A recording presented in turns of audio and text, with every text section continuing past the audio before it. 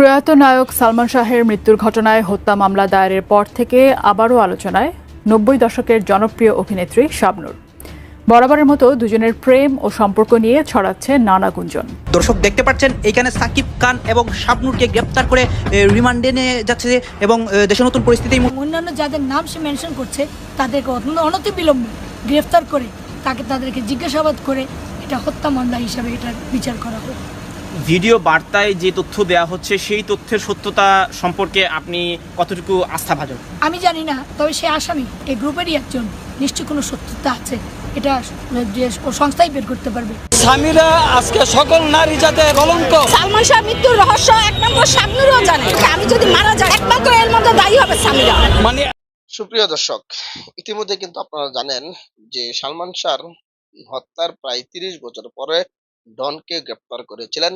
ইতিমধ্যে কিন্তু বিমানবন্দরে আটক হয়েছেন সালমান শাহর স্ত্রী সামিরা হক। ইতিমধ্যেই সে দেশ থেকে পালানোর সময় তাকে এয়ারপোর্টের পুলিশ আটক করেছেন। এবার তার রিমান্ডের পরে তার থেকে যে তথ্যগুলা বেরিয়ে এসেছে, যা এই ভিডিওর মাধ্যমে আপনারা শুনলে রীতিমতো অবাক হয়ে যাবেন। দর্শক, সামিরা এবং ডন এবং তাদের সাথে আর কে কে ছিলেন এই হত্যাকাণ্ডের সাথে জড়িত, চলুন এই ভিডিওতে আমরা দেখে আসি। অবশ্যই ভিডিওটি শুরু থেকে শেষ পর্যন্ত দেখবেন।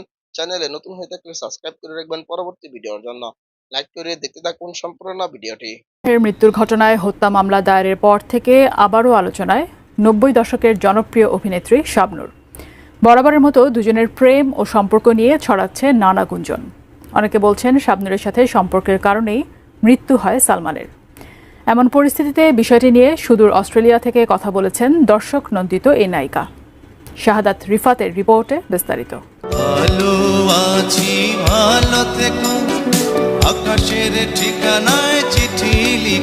নব্বইয়ের দশকের শুরুর দিকে ঢাকায় চলচ্চিত্রে হঠাৎ করে আগমন এক রাজপুত্রের। তার সঙ্গে জুটি বেঁধে পর্দায় হাজির হন শাবনূর। 4 বছরের সংক্ষিপ্ত সময়েই তারা একসঙ্গে 14টি চলচ্চিত্রে অভিনয় করে বাংলা সিনেমার ইতিহাসে গড়ে তোলেন এক অধ্যায়।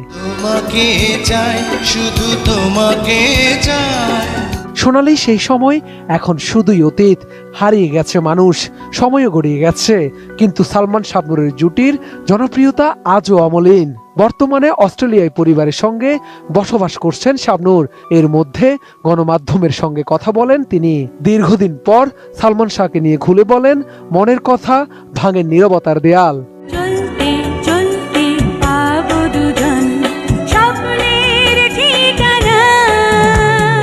বাংলা সিনেমার ক্ষণজন্মা এই নায়ককে নিয়ে শাবনূর বলেন, সালমান শাহ আর তাকে নিয়ে অনেক কথা হয়েছে।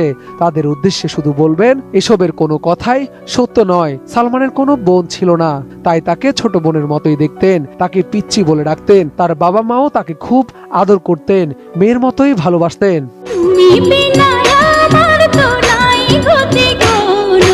নিজের অনুভবের কথা জানাতে গিয়ে শাবনূর বলেন, তিনিও সালমানকে ভাইয়ের মতোই দেখতেন, তবে তাদের মধ্যে ছিল দারুণ বন্ধুত্ব। সালমান নাচে একটু দুর্বল ছিল, প্রায় বলতেন আমাকে একটু নাচ দেখিয়ে দিত, আমি হাসতে হাসতে দেখিয়ে দিতাম। তুমি মোর জীবনের ভাবনা, হৃদয়ে সুখের দোলা। নোভা এলইডি টিভি, ঝকঝকে ছবি, নিখুঁত শব্দ, 5 বছরের ওয়ারেন্টি। নোভা মানে সঠিক মান, নিশ্চিত সেবা। সালমান শাবনূরের সম্পর্ক ভাই বোনের মতো ছিল, জানান সালমান শাহর সেই সময়ের সহকারী মনসুর আলীও। বলেন তিনি 4.5 বছর সালমানের সঙ্গে ছিলেন। তাদের প্রেমের সম্পর্কের বিষয়ে কিছু জানেন না, বরং সালমান সব নায়িকাকেই সম্মান করতেন। শাবনূরকে প্রথম দেখেই বলেছিলেন, আমার তো কোনো বোন নেই, তুমি আমার ছোট বোনের মতো। আমার ভিতর বাহিরে অন্তরে অন্তরে। সালমানের সঙ্গে শাবনূরের প্রথম দেখা হয়েছিল এফডিসিতে। সেদিন মৌসুমীর সঙ্গে সালমানের শুটিং চলছিল। পরবর্তী সময়ে তুমি আমার ছবিতে সালমানের সঙ্গে কাজের সুযোগ হয় শাবনূরের। সেই ছবির সাফল্যের পর দর্শকেরা তাদের নতুন জুটিকে ভালোবাসতে শুরু করেন। শাবনূর বলেন, তাদের বোঝাপড়াটা অসাধারণ ছিল। একই দৃশ্যে তারা একে অন্যের চোখের ইশারা বুঝতে পারতেন। কাছে পেলে সুখ লাগে, আগে ভাবিনি। সালমান শাবনূরের মধ্যে প্রেমের সম্পর্ক ছিল এমন গুঞ্জন দুজনের কাজের শুরু থেকেই প্রচলিত। শাবনূরের মতে সালমানকে তিনি ভাই ছাড়া অন্য কোনো চোখে দেখেননি। কিছু মানুষ তাদের সম্পর্ক নিয়ে নানা মুখরোচক গল্প বানিয়েছে, কেউ কেউ সেটা দিয়ে ব্যবসা করেছে। এতে তার কষ্ট হয়েছে, কারণ তিনি তার ক্যারিয়ারটা অনেক কষ্ট করে গড়েছেন। ও সাথী রে তুমি ছাড়া ভালো লাগে না। সালমান শাহর স্ত্রী সামিরা হক সম্পর্কেও কথা বলেন শাবনূর। সামিরা তার ঘনিষ্ঠ বন্ধু ছিল, শুটিংয়ে প্রায় সবসময় সে থাকতো। তাদের মধ্যে কখনো কোনো মনোমালিন্য হয়নি। সামিরা নিজে তার হাতে চুড়ি পরিয়ে দিয়েছে, পোশাক মিলিয়ে দিয়েছে, কানের দুল বেছে দিয়েছে। তারা সত্যিই খুব ভালো সময় কাটিয়েছেন, জানান শাবনূর। সালমানের মৃত্যু সংবাদ পাওয়ার মুহূর্তটিকে জীবনের সবচেয়ে বড় ধাক্কা বলে মনে করেন শাবনূর। হঠাৎ কেউ একজন জানালো সালমান মারা গেছে। তিনি বিশ্বাসই করতে পারেননি, ভেবেছিলেন কেউ মজা করছে। পরে নিশ্চিত হয়ে পুরোপুরি ভেঙে পড়েছিলেন। এরপর এফডিসিতে গিয়ে শেষবার সালমানকে দেখেন।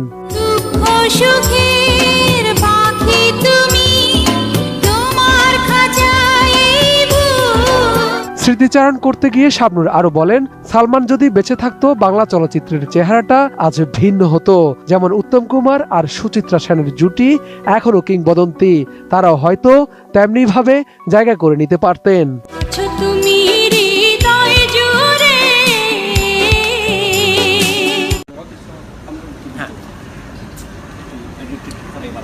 চিত্রনায়ক সালমান শাহর হত্যাকাণ্ডের 21 বছর পর সম্প্রতি একটি ভিডিও বার্তায় সালমান শাহের হত্যাকাণ্ডের মামলার অন্যতম আসামি একটি ভিডিও বার্তায় সেই হত্যাকাণ্ডের দায় স্বীকার করবার পরপর লন্ডনে সালমান শাহের মা নীলা চৌধুরী একটি সংবাদ সম্মেলন করেছে।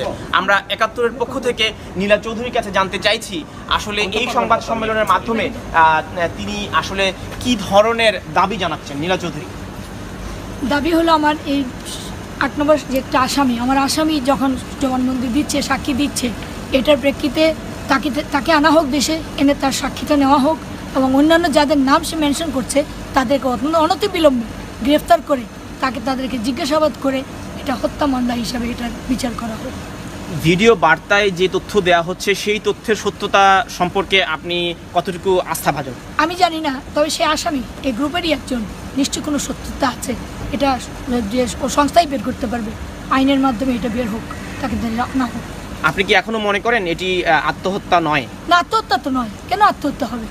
এটা খুন, এটা একদম মার্ডার, বানানো মার্ডার, প্রি প্ল্যান। ওরা বহুবার চেষ্টা করেছে। আরও কতগুলি এভিডেন্স আছে, যেমন ফিল্মের তারা যখন শুটিংয়ের সময় জাম্প করেছে, আমার ছেলে উপর থেকে জাম্প করেছে, নিচে ম্যাট দেওয়ার কথা ছিল, তারা ম্যাট দেনে পড়ে গেছে, তখনও সে মারা যেতে পারতো। সে অনেকদিন হসপিটাল ছিল, গলা ভেঙে গেছিল, তারা অনেক ট্রিটমেন্ট করতে হয়েছে। এভাবে তারা অনেকবার আঘাত করা হয়েছে। সামিরার বাবার বাড়িতে তাকে চাকু মারা হয়েছিল তার বুকে, সেটা আপনারা জানেন, বহুবার, বহু কিছু। এটা হত্যা। এবং রুবির ভিডিওর এই ভাইরালের পরে আর এই প্রশ্নটাই আসা উচিত না, এই প্রশ্নটাই করা উচিত না যে এটা আত্মহত্যা, এই শব্দটাই ব্যবহার করা উচিত হবে না। প্রশ্ন একটা আছে, রুবি কেন এখন বললো, 22 বছর আগে কেন বললো না? এটা রুবিকে এনে জিজ্ঞেস করা হোক। বাট রুবির কথার সত্যতা অবশ্যই আছে, অবশ্যই আছে। তার স্বামীকে দাবি করতেছে দায়ী, তার ভাইয়ের কথা বলতেছে, তার ভাই মেরেছে। কোনো বোন তার ভাইয়ের কথা বলবে না, তার ভাইকেও মেরে দিয়ে খুন করে গুম করা হয়েছে। এতগুলো কথা তো মিথ্যা হতে পারে না, এর মধ্যে কিছু না কিছু সত্যতা আছে। এবং সালমান শাহ আত্মহত্যা করে নাই, বারবার বলছে নীলা ভাবি তোমার ছেলেকে খুন করা হয়েছে। সামিরা নাকি একটা পুতলা বিক্কিকে দিয়ে, তার ছেলেকে দিয়ে, এই বিল্ডিং থেকে ওই বিল্ডিংয়ে কি দিয়েছিল, গয়না, এই ধরনের কিছু। এগুলোকে মিথ্যা, সব বের করা হোক, রুবিকে আনা হোক। তো মামলা এত বছর বিলম্বিত হওয়ার পেছনের কি কারণ থাকতে পারে? প্রভাব। আপনারা জানেন অনেক ক্ষমতাবান মানুষ ছিল, অনেক মানুষ ছিল ক্ষমতাবান। কোনো ক্ষমতা না থাকলে এটা আটকে কেন? আমার সরকার কেন আটকে দেওয়া হচ্ছে? আমি সরকারের আকুতি জানাচ্ছি, অনতিবিলম্বে সরকারকে কলঙ্কমুক্ত করা হোক। আমি প্রধানমন্ত্রীর উপর বিশ্বস্ত। ফিনিশ। ধন্যবাদ। সামিরা আজকে সকল নারী জাতের কলঙ্ক। সালমান শাহ মৃত্যুর রহস্য একমাত্র শাবনূরও জানে। আমি যদি মারা যাই একমাত্র এর মধ্যে দায়ী হবে সামিরা। মানে এমন একটা লোককে যে পরিকল্পিতভাবে হত্যা করেছে এটা মানা জানা। যে সালমান শাহের স্ত্রী সামিরা, উনি যদি সালমান শাহ যদি স্বাভাবিকভাবে মারা যেত তাহলে প্রত্যেকটা নেতৃত্বের আগে সামিরা ম্যাডাম আগে থাকতো। এখন তো সামিরা ম্যাডাম আগে নাই। ডন হলো বন্ধু, সালমান সাহেবের প্রকৃত বন্ধু। সেই ডন ডন যদি প্রত্যেকটা প্রোগ্রামে ডনের আগে থাকার কথা ছিল, সে ডন এখন পিছিয়ে থাকে কেন? ডনের 1 নাম্বার বন্ধ হলো সালমান শাহ, বন্ধ হলো ডন, আর সে ডন কেন পিছিয়ে থাকে? আমার প্রশ্ন হলো, এত বড় মায়াবী একটা চেহারা, সারা বাংলার ছোট বড় মানুষ যারা আছে তারা সবাই ভালোবাসে এমন একটা লোক আজকে 29 বছর হয়ে গেল, বিচারে কোনো দাবিদার আসতেছে না, বিচারে কোনো আমরা কিছু পাইতেছি না। মানে এর চেয়ে বড় দুঃখ। আমি আরেকটা কথা বলতে চাই যে স্বামী হলো অনেক কিছু আল্লাহ পাকের পরে নবী পরে, কিন্তু স্বামীরা আজকে সকল নারী জাতের আমার মনে হয় কলঙ্ক। কারণ কেন? তার স্বামী যে আজকে মারা গেছে, তার স্বামীর পক্ষ হইয়া তাদের বিরুদ্ধে যারা মার্চ মানিয়ে না মারা যাক, যারা পক্ষ হয়ে স্বামীরা আজ পর্যন্ত কোনো একটা প্রতিবাদ করে নাই, কোনো একটা মিটিং করে নাই, কোনো একটা মিছিল করে নাই, কোনো একটা মানে আমি আরেকটা কথা বলতে চাই যে আমাদের যে চলচ্চিত্র শিল্পী যারা আছে তারা অনেকে সালমান শাহকে প্রশংসা করে। আমি ইউটিউবে দেখি যে সালমান শাহর ভক্ত, সালমান শাহ যারা আছে তারা অনেকে কথাবার্তা বলে, অনেকে করে, কারণ একজন মানুষ কতটুকু ন্যায়পরায়ণ হলে মানে বিনিয়োগ। সম্মানিত দর্শক, আশা করি সকলে পুরো ভিডিওটি দেখলেন। এই ভিডিও সম্পর্কে অবশ্যই আপনাদের মতামত ভিডিওর কমেন্ট বক্সে লিখে জানাবেন। দর্শক, এই ধরনের প্রতিনিয়ত আপডেট ভিডিওগুলো সবার আগে পেতে অবশ্যই চ্যানেলটিকে সাবস্ক্রাইব করে পাশে থাকা বেল বাটনটি অন করে রাখবেন পরবর্তী ভিডিওগুলো সবার আগে পাওয়ার জন্য।